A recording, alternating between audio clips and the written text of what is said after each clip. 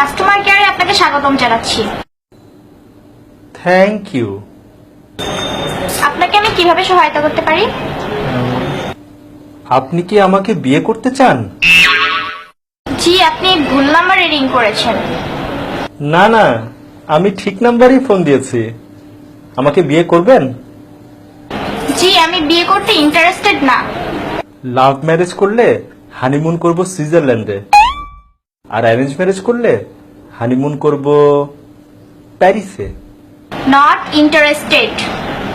Court marriage করলে 10,000 টাকা বিয়ে করতে পারেন, আর যদি নর্মাল ম্যারেজ করেন তাহলে 20,000 টাকা। জি, আমি তো আপনাকে বিয়ে করতে ইন্টারেস্টেড না, তাহলে কেন আপনি আমাকে বারবার অফার করছেন? বিয়ে করলে প্রতি সপ্তাহে আপনাকে সিনেমা দেখাতে নিয়ে যাওয়া হবে। আপনি বুঝেন না আপনাকে আমি বিয়ে করতে ইন্টারেস্টেড না। আপনাকে সিনেমা হলে পপকর্ন খাওয়াবো। উফ, আমি তো আপনাকে বিয়ে করব না, তারপর কেন আপনি আমাকে বিরক্ত করছেন? অফারের পর অফার দিয়েই যাচ্ছেন। এখন বুঝতে পেরেছেন আপা আমাদের কষ্টটা? যখন আমাদের ইন্টারেস্ট থাকে না, তখন আপনারা কেন নতুন নতুন অফারের নামে বারবার মেসেজ দিয়েই যান।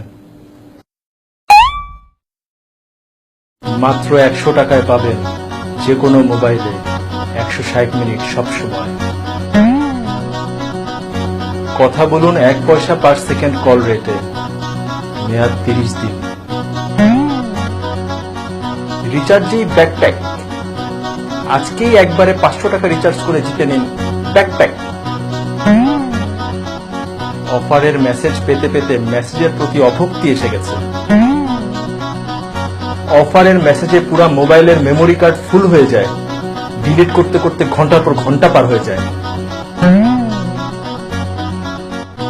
ফ্যামিলি অ্যান্ড ফ্রেন্ডস এর ইম্পর্টেন্ট মেসেজ আসলেও মনে হয় যে এটা বোধহয় অফারের মেসেজ, এই মনে করে মেসেজ আর চেকও করা হয় না।